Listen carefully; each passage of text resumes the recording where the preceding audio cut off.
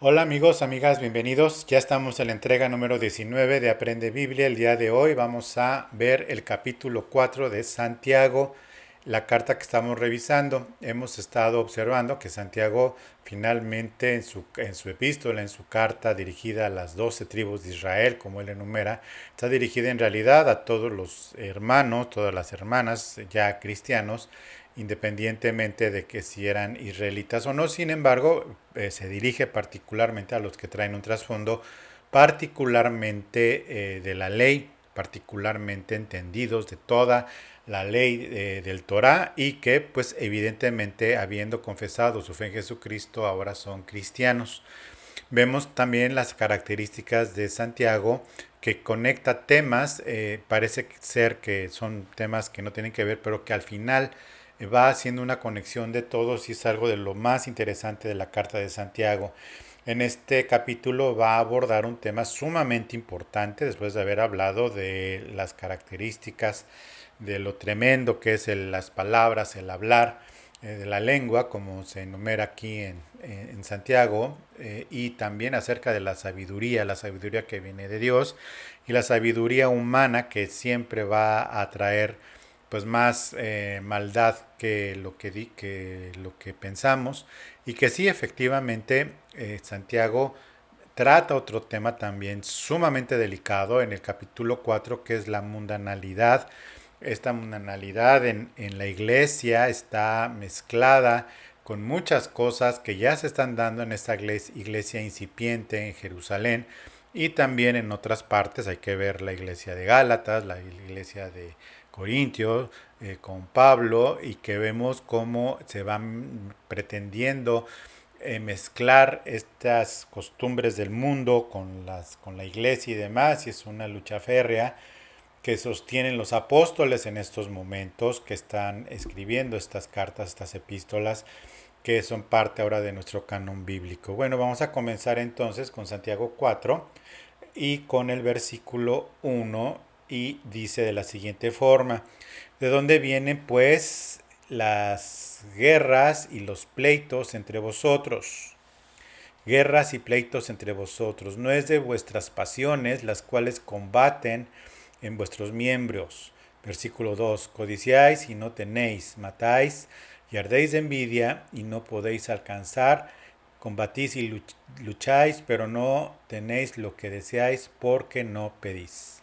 Bueno, aquí vemos entonces la primera parte de esta mundanalidad, que cuál es la causa. En los versículos 1 y 2, pues evidentemente nos muestra cuál es la causa, de dónde proviene esta situación, esta cuestión de falta de, pues, de, de cuidar la santidad y el apartarse y tener esta mundanalidad. Bueno, aquí vemos la causa. Eh, Sus consecuencias las vamos a ver en el versículo 3 al 6. ¿Cuál es el remedio que propone Santiago del versículo 7 al 10? Son 10 cosas, vemos 10 cuestiones que vamos a ver, si bien no a detalle las vamos a mencionar, pero son cosas que se tienen que hacer de carácter imperativo.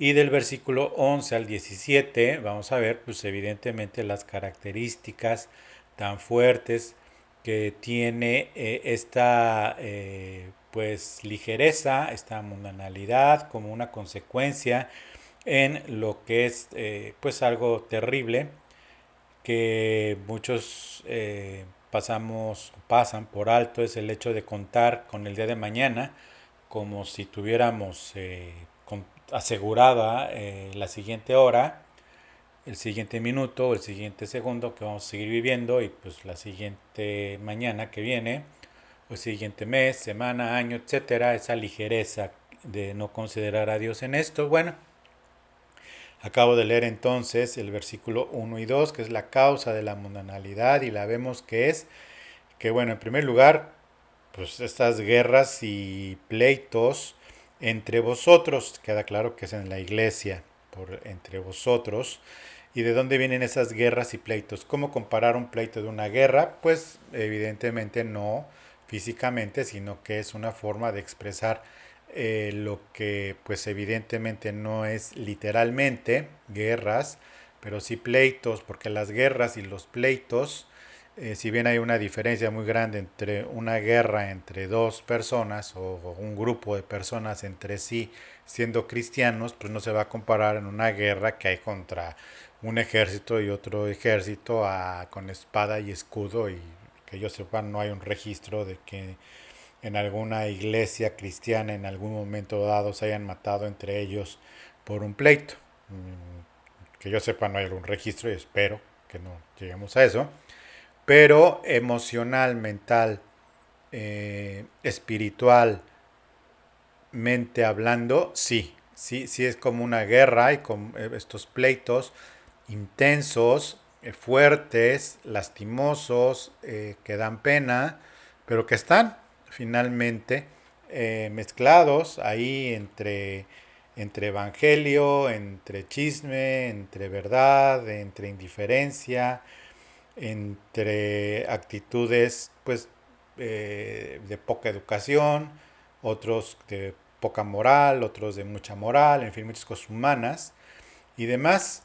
Bueno, contesta el mismo Santiago con esta pregunta: ¿no es de vuestras pasiones las cuales combaten en vuestros miembros? Parecería que, pues, en donde se congregaba Santiago, ¿no? Pues, ¿cómo así de plano de vuestras pasiones, que los cuales combaten en sus miembros, pues, con quién se congregaba?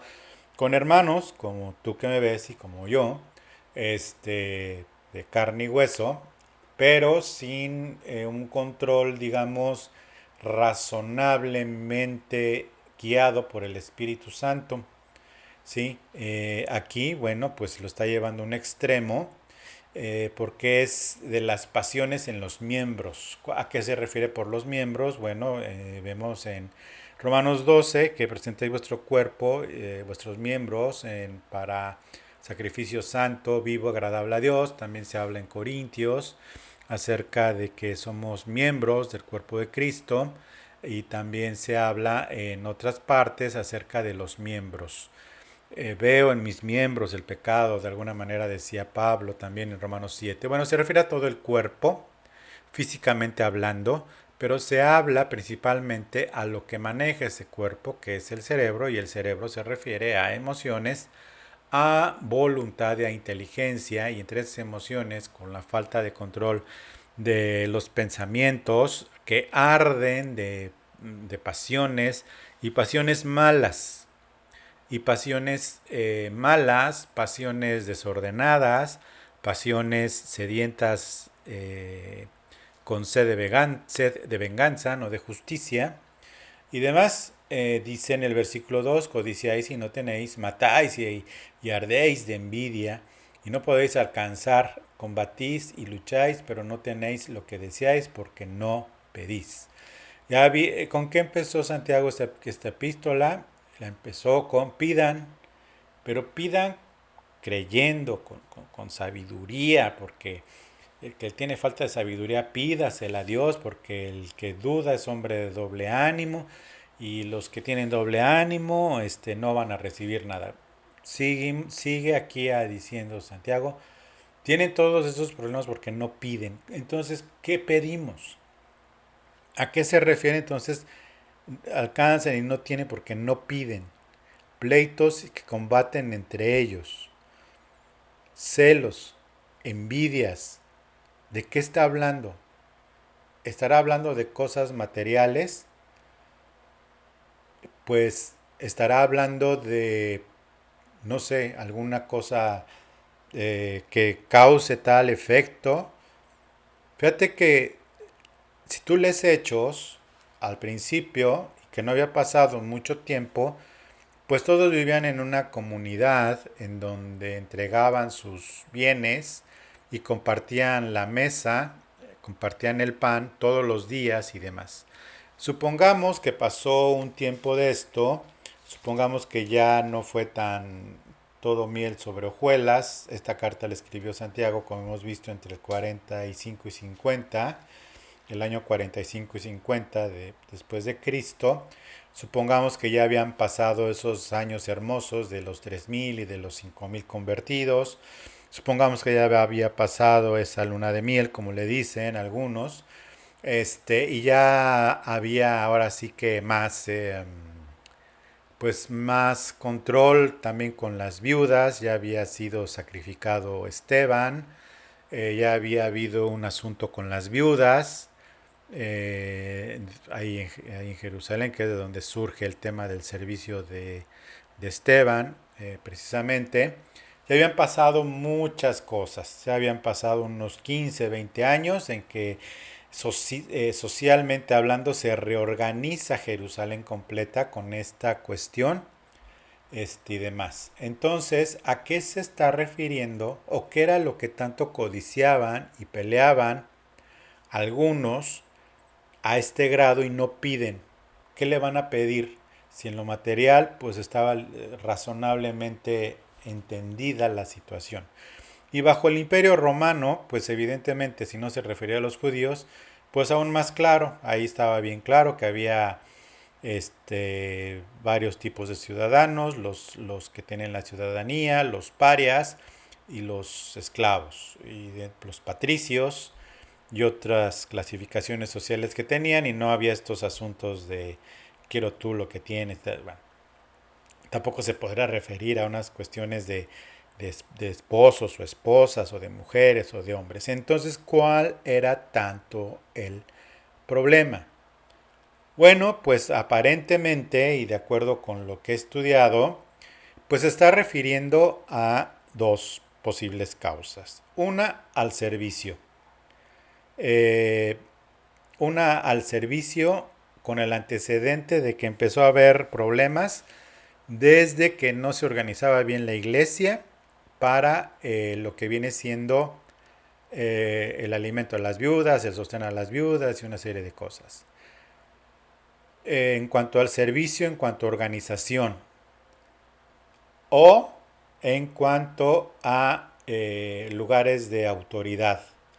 Lugares de autoridad para poder dirigir, poder mandar, poder hacer una serie de cosas dentro de la iglesia. Acuérdense que también Santiago comienza con algo muy fuerte en el capítulo 3 y por eso saco a colación esto. En el capítulo 3 versículo 1 dice: hermanos míos, no os hagáis maestros muchos de vosotros, sabiendo que recibiremos mayor condenación, porque todos ofendemos muchas veces. A mí me parece, y esto, bueno, lo digo yo, no lo he leído en algún otro comentario. Si hay otro comentario bíblico, bendito sea Dios, pero a mí me parece que tiene que ver con estas dos situaciones, dado todo el contexto de la carta. Dado todo el contexto de la carta, me hace mucho sentido estas guerras, estos pleitos, estos celos tan grandes unos con otros y las posturas que todavía había en este tiempo. ¿Te acuerdas que en el concilio de Jerusalén tuvieron que llamar a Pablo, tuvieron que llamar a Bernabé, llamar a concilio por el tema de que se tienen que circuncidar los creyentes hombres no judíos convertidos al cristianismo y que se tenían que circuncidar? Y es precisamente el concilio de Jerusalén en los años precisamente cuando Santiago escribe esta carta. Me da entonces el sentido que estos pleitos tan fuertes y tan aferrados tienen que ver con posturas de autoridad y con posturas también doctrinales y con cuestiones de orden o de ministerio de unos con otros. ¿Por qué? Porque si dices tanto quieres servir a Dios o no te gusta esto, no te gusta aquello, pídele a Dios. Dice, porque pedís, pero el problema en el versículo 3 dice pedís y no recibís, porque pedís mal para gastar en vuestros deleites. ¿A qué deleite se puede pensar que se pueda referir aquí en este sentido Santiago? Pues en los deleites que puede haber precisamente en lo que viene referente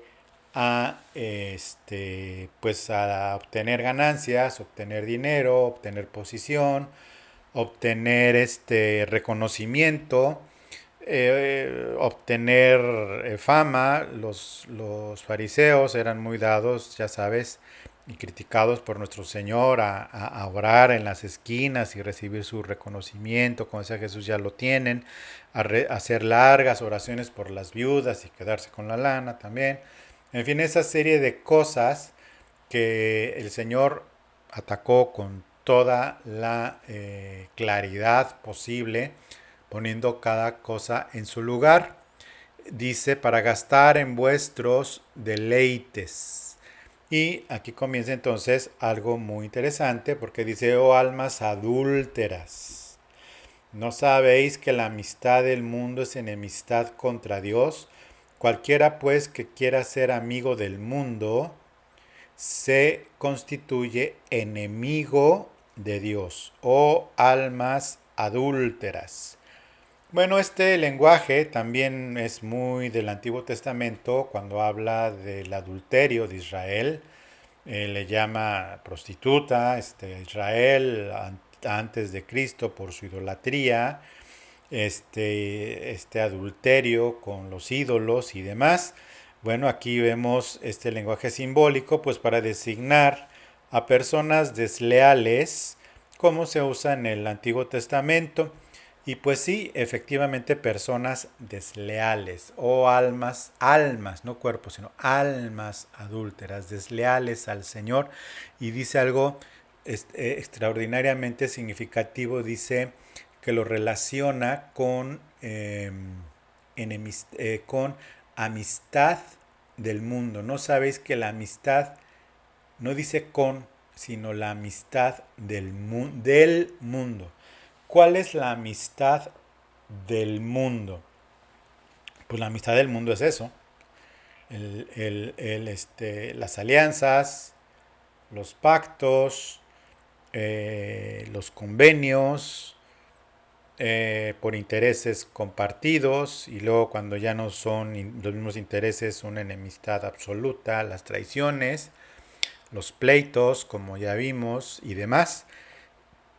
Eh, Me parece que no está hablando de una amistad con el mundo en el sentido de querer tener las cosas de riquezas, de abundancia, de muchas tierras, dado el entorno, por supuesto, israelita, como ya lo dije, y tanto afuera, pues el que era rico en el mundo romano, y los que eran pobres eran muy pobres, y como país lo que querían era más tierra, pero individualmente ellos eran el país como tal en la idiosincrasia romana.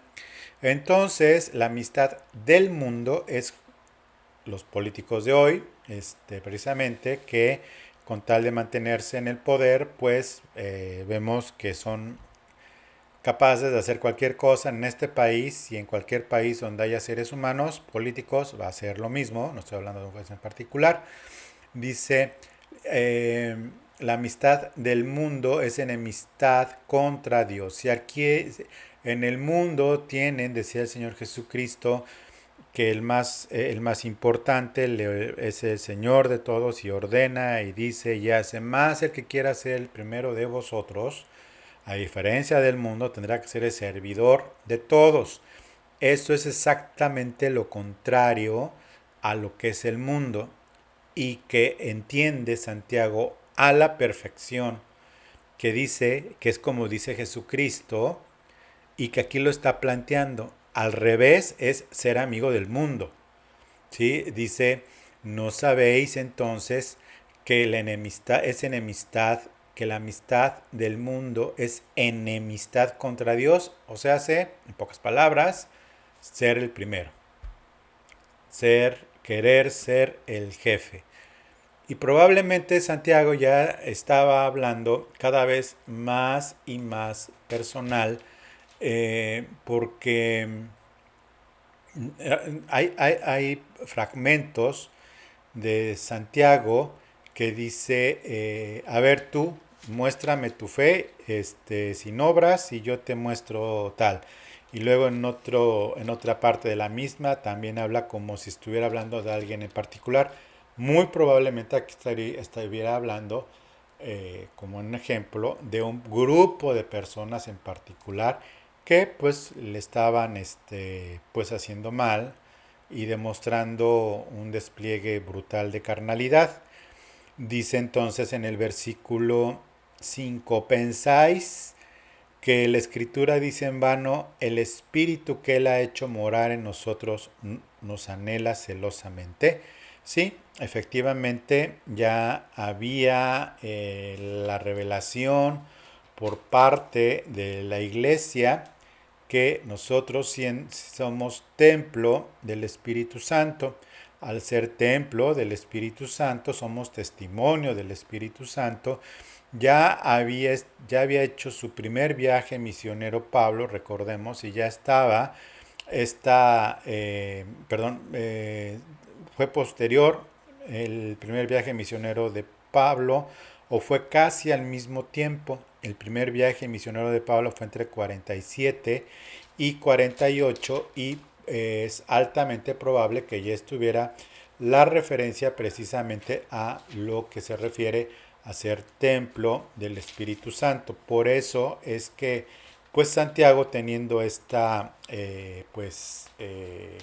complemento de revelación, Primera de Corintios fue escrita en el año 55 después de esta carta, pero probablemente ya Pablo traía esta enseñanza que quedó escrita hasta después en Corintios, en su viaje a Corintios, pero muy probablemente ya estaba esta claridad, entonces ya se entendía y se sabía lo que era tener al Espíritu Santo adentro y no como en el Antiguo Testamento, que el Espíritu Santo iba y venía sobre profetas, sobre reyes como Saúl o David, o sobre jueces, como el caso de Samuel, iba y se ponía sobre, como dice Isaías 61, el Espíritu del Señor está sobre mí por cuanto me ha ungido. Aquí ya era, el Espíritu Santo está adentro de nosotros y el Espíritu Santo como templo del mismo pues nos anhela celosamente, es decir, se refiere a que no está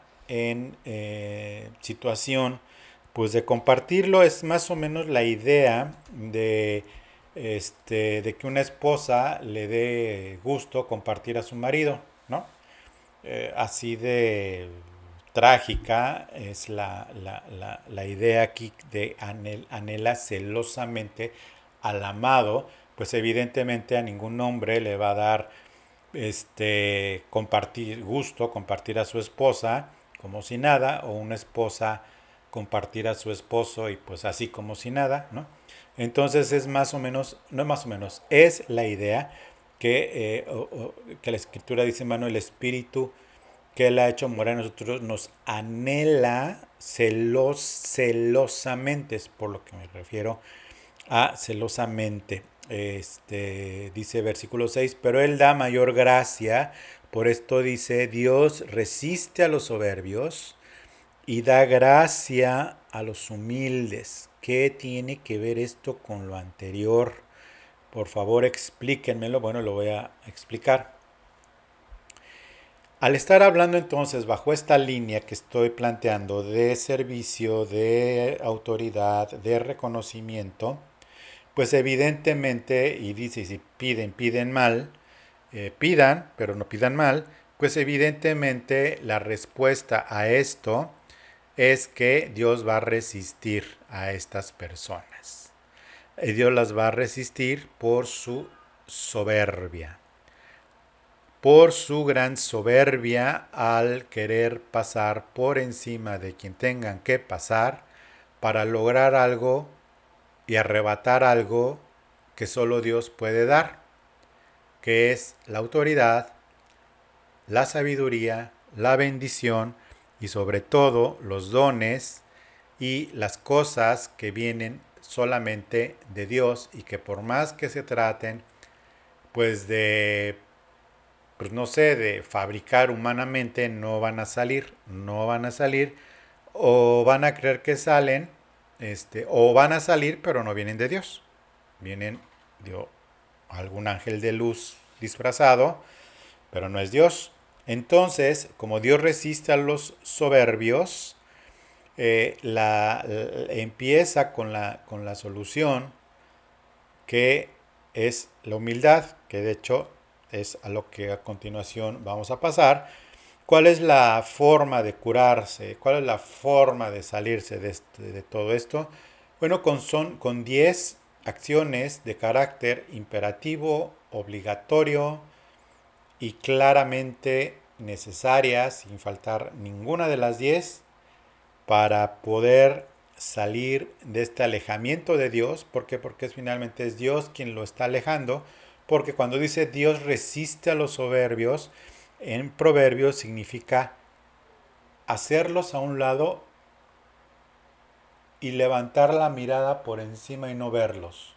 Es como en el hebreo original habla que Dios resiste o aparta o se aparta de los soberbios, no oye la palabra de los soberbios, no oye la oración de los soberbios, no las escucha. Es que la sangre de Cristo limpia todo pecado, sí, pero eres soberbio y no perdonas, no. Sí, pero en fin, todo lo que viene en este asunto, pues lo está diciendo aquí Santiago, ¿no? En el Nuevo Testamento, Dios resiste a los soberbios. Es que no está en hebreo, está en griego, está peor. Está peor porque la palabra resistir significa pelear. ¿Sí? Pelear. Resistencia, pelear. Dios combate con los soberbios. Entonces, pues lo quieres dejar en hebreo o en griego o en castellano, como quieras, pero pues así está la cosa. Entonces, ¿cómo curarse de esto? Con 10 imperativos. En primer lugar, versículo 7. Someteos pues a Dios. Número 1. Someterse a Dios significa exactamente eso y no hay mucho que pensarle. Someterse es meterse abajo de, ¿sí? Dejarse tomar por, eh, rendirse y quedarse inhabilitado y no poderse mover porque ha sido inhabilitado por otra cosa o persona. Por ejemplo, someter a una persona es amarrándolo a una silla. O someter a una persona es cuando los policías le ponen las esposas en las manos a quienes aprendieron. Bueno, pues eso es someter. Someterse así, es decir, dejar toda resistencia a Dios. Y de repente sale el peine. ¿De dónde vienen todos esos celos amargos? Toda esa sabiduría terrenal, animal y, ya lo estudiamos, diabólica, dice, someteos pues a Dios, resistid al diablo. Esto de resistir al diablo es lo mismo que resiste a los soberbios, es lo mismo de resistir al diablo, en el sentido no de apartar y pasar por alto, sino de combatir. ¿Combatir en dónde? En la mente, de acuerdo con Efesios 6, te recomiendo que lo leas, cómo resistir al diablo, Efesios 6, cómo se resiste al diablo, Efesios 6, o que resistir al diablo y huirá de vosotros. Es decir, ni siquiera te va a dar batalla cuando ya te sometiste a Dios, pero si te das cuenta que dice al diablo, es decir, a un demonio. Si te das cuenta que esto viene de un demonio y que Santiago está siendo extraordinariamente claro y dice un demonio, bueno, resistid al diablo y huirá despavorido, más o menos el contexto, de vosotros. Número 2, resistir. 1, someteos, 2, resistid. Acercaos a Dios. Si ya me sometí a Dios, ¿cómo me acerco? Porque someterse significa que no necesariamente pueda ser voluntario, pero en este caso es voluntario. Pero eso no significa que quieras o que quiera. El que es sometido no se somete como quiere, pero aquí en el caso que está exponiendo es porque quiere, pero de corazón es acercarse a Dios. Pues cuando Dios ha estado lejos, cuando resistió tu soberbia o la mía, Dios está lejos. Por eso dice, vuélvete a acercar a Dios con el corazón puro. Y la respuesta es la fidelidad de Dios y Él se acercará a vosotros. Pecadores, así ya nada de hermanos, ni 12 tribus de Israel, ni nada. Dice, pecadores, limpiad las manos. Este limpiad las manos está en el contexto precisamente de la muestra externa de limpiarse las manos, y vuelve a hablar entonces, y vosotros los de doble ánimo, purificad vuestros corazones. Entonces, aquí está hablando de la acción 4 y la acción 5. Limpiad las manos, reconoce tu pecado y confiésalo, y si alguno hubiera pecado, abogado tenemos para con el Padre, Jesucristo el justo. Dice, y vosotros los de doble ánimo, purificad vuestros corazones. La única forma de purificar vuestros corazones es con la santidad de Dios, es decir, reconocerlo y querer y buscar y hacer lo necesario para purificar nuestros corazones. Ahí sí ya entonces con lo que viene siendo el arrepentimiento, y purificar también nuestra mente y nuestro corazón y nuestro espíritu y demás. Pero no solo eso, sino que el arrepentimiento, el verdadero arrepentimiento y la purificación de corazón va a traer lo que vienen siendo los arcorreflejos, bueno, va a traer una respuesta natural y clara, y nos lo dice como imperativos, no literalmente, para no fingir, pero sí con actitud de corazón. Dice, afligíos, 6, lamentad, 7, y llorad, 8. Y llorad. Sabes, cuando realmente sabemos, bueno, sabes, no sabemos, sabes que cuando hay un arrepentimiento profundo en tu corazón y Dios ha hecho esta obra maravillosa de concederte una aflicción a tal grado que limpia tu corazón, purifica tu corazón, limpia tu mente, tu alma al acercarte a Dios, porque te acercaste a Él, te sometiste y resististe todo lo malo que hubieras podido dejarte influir por Satanás, pues efectivamente aquí ya está puesto. Ya está puesto aquí y Dios está haciendo bien claro. Dice, afligíos, lamentad y llorar su pecado. Vuestra risa se convertirá en lloro y vuestro gozo en tristeza.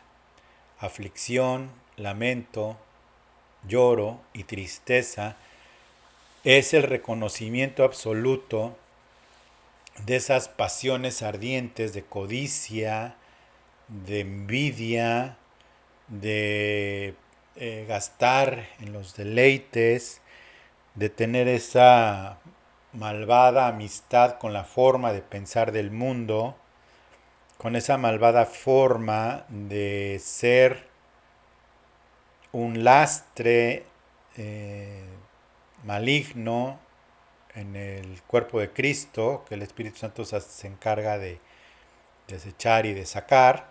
Y pues sí, efectivamente es todo lo que esto causa. Y gracias a Dios que el Señor nos lleva a circunstancias en las que a veces, pues sí, el Señor hace que haya esta pues situación. Pero entonces viene la décima, que es con la que terminó el versículo 6. Da gracia a los humildes, dice, humillaos, humillaos delante del Señor, y Él, entonces sí dice, Él los exaltará. Es decir, me da contexto a lo que interpreto, que Dios se exaltará en dónde. ¿En el mundo? No. Exaltar en la chamba? No. Exaltar en dónde? En su presencia. Y cuando Dios exalta a alguien en su presencia es porque es humilde. Y es en esta vida o en la otra. Pero es humillarse delante del Señor y Él los exaltará. ¿Te fijas cómo no es lo mismo someteos que humillaos? No es lo mismo acercaos que humillaos. Someterse puede ser voluntariamente pero va a hacer falta acercarse. Y al acercarse, reconocer y arrepentirse y llegar a tal cuestión de tristeza y de arrepentimiento que te lleva entonces sí a esa humillación. Te lleva a esa humillación que de verdad el Señor requiere de nosotros. Y humillaos delante del Señor y Él os exaltará. Seguimos con Proverbios. Santiago es hermoso y es maravilloso. Versículo 11. Vemos entonces, ya después de haber pasado por la solución, pues algo de las características tan triviales de la mundanalidad, tan triviales de esta ligereza, pues de esta ligereza tan poco santa que hay, que el cristiano actúa como la gente del mundo, como si tuviera la vida comprada, es decir, como si estuviera todo seguro. Eh, y no le da lugar al temor de Dios, ni el temor a Dios. Y precisamente, mientras no haga lo que acabamos de leer del versículo 7 al 10, de esas 10 acciones imperativas, pues lo que sucede, pues es lo siguiente. Dice, hermanos, no murmuréis los unos de los otros. No murmuréis los unos de los otros. ¿Qué es una murmuración? Pues una murmuración es hablar mal de otro que no está presente y no decírselo con claridad y hacer un juicio y murmurar. Y pues a esto pues les costó a los judíos estar murmurando de Dios, estar murmurando de Moisés, estar murmurando de Aarón, ya saben todo eso. Pero ¿qué pasa con nosotros en la gracia? De momento nada. De momento no pasa nada. Por eso hay tanta murmuración en algunos lados, en la iglesia y tal. ¿Por qué? Porque no pasa porque estamos en la gracia. Pero Dios no es tonto. Dios es Dios y habrá un momento en lo que se siembra, se cosecha. Y dice aquí claramente, hermanos, no murmuréis los unos de los otros. El que murmura del hermano y juzga a su hermano, murmura de la ley y juzga a la ley. ¿What? Otra vez, dice, el que murmura del hermano y juzga a su hermano, murmura de la ley y juzga a la ley. Pero si tú juzgas a la ley, no eres hacedor de la ley, sino juez. Y aquí viene el asunto de, como la ley del orden, tutun. A ver, otra vez, ¿cómo estuvo? Vamos a leer el 12. Dice, uno solo es el dador de la ley que puede salvar y perder. Pero tú, ¿quién eres para que juzgues a otro? Bueno, en este, más de los puros castellanos, significa que la persona que juzga a su hermano desobedece la ley, poniendo así sí misma por encima de la ley, es decir, para los que aman la Torah, bueno, el juzgar a otro, se ponen por encima de esa Torah que tanto aman, ¿sí? Y tanto más se ponen por encima de lo que es Dios, porque Dios dio la ley, y tratándola con desprecio a la ley. Tratándola con desprecio a la ley. Es decir, que hace el mismo intento de, pues de ponerse en el lugar de Dios, de ponerse en el trono de Dios y empezar a juzgar a diestra y a siniestra, empezar a hablar de otro, pensar de otro y demás, mal de otro. Hay personas pues muy educadas que hacen mucho mal y hay otras personas mal educadas que hacen el mismo mal, pero el asunto es que hacen el mismo mal. Entonces, Pues aquí esta murmuración, ni siquiera está hablando de juicio, ¿eh? Está hablando de murmuración. Está hablando de murmurar, tomar acciones y hacer cosas sin ni siquiera confrontar a la persona.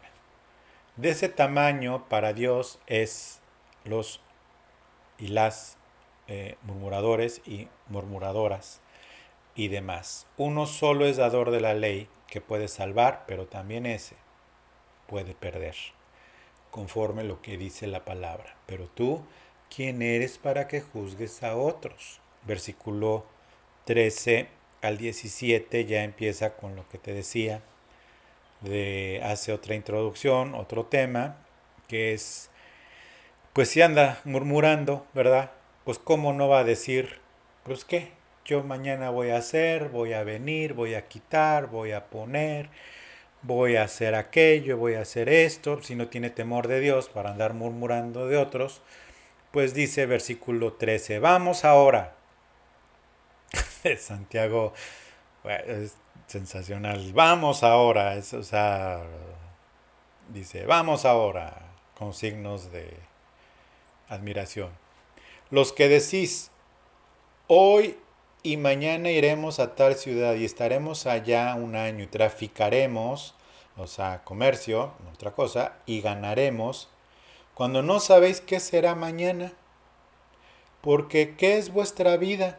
Ciertamente es neblina que se aparece por un poco de tiempo y luego se desvanece. Pues sí, aquí ya está poniendo los pies en la tierra a los que te acuerdas que comenzaron con pasiones y guerras y celos y pleitos y matan y hacen y envidian porque no piden y piden mal, almas adúlteras y demás. Bueno, aquí ya los baja y murmuradores y las 10 cosas que hay que hacer, aquí ya los pone los pies en la tierra. Es decir, ¿y sabes qué es lo peor? Dice que de todas maneras tu vida y mi vida es neblina que se aparece por un poco de tiempo y luego se desvanece. Ay, mis hermanos y hermanas, aprendamos Biblia. Antes de andar hablando, aprendamos Biblia. Veamos lo que enseña, veamos lo que dice. Sí, finalmente nuestra vida es eso. Dice, vamos ahora, los que decir esto, la locura de olvidarse de Dios, pues en los negocios, pues esa es otra forma de mundanalidad. Los mercaderes que iban y venían y lucraban por todo el mundo, muchos eran judíos y pues evidentemente si le tiró a los ricos, pues le tira a los hacedores de riqueza y demás. Ya en el versículo 15, 16 y 17 termina diciendo Santiago, dice, en lugar de lo cual deberías de decir, si el Señor quiere, viviremos y haremos esto o aquello. Si el Señor quiere, haremos esto o aquello. No, evidentemente no debe ser un cliché, debe de ser en serio, con temor de Dios, si el Señor quiere, con una reflexión de verdad seria, en serio, una actitud de corazón que va a demostrar una absoluta, total y completa y verdadera dependencia de Dios. Yo no sé si estaré aquí en este mundo o sea el arrebatamiento en esta semana, en la siguiente, o si yo esté vivo para la siguiente. Yo no sé si esta vaya a ser mi última clase porque ya no esté vivo, pero si el Señor quiere, si Dios me presta vida para el siguiente miércoles, te estaré dando Santiago 5, la entrega de Santiago 5, y si no, no, si Dios quiere. Y te recomiendo que hagas lo mismo, porque nuestra vida es como una neblina que hoy está y al rato se desvanece, pero el Señor toma en cuenta cada palabra, cada acción, cada emoción mala expresada y quedan anotadas para el tribunal de Cristo. Dice, deberías de decir, Señor quiere, pero ahora os jactáis en vuestras soberbias. Toda jactancia semejante es mala. Y termina con algo brutal. Dice, y al que sabe hacer lo bueno y no lo hace, le es pecado.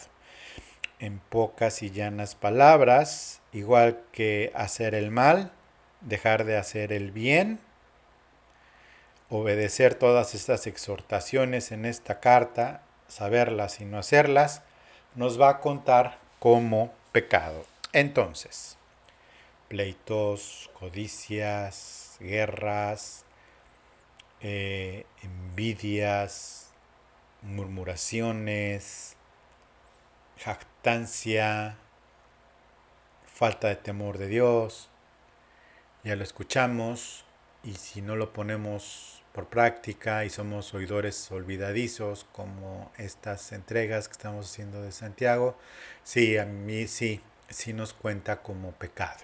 Sí nos cuenta como pecado, debemos de arrepentirnos, para eso aprendemos Biblia, para entender, comprender y poder hacer la voluntad de Dios y que Dios nos ayude con su Santo Espíritu a hacer su voluntad.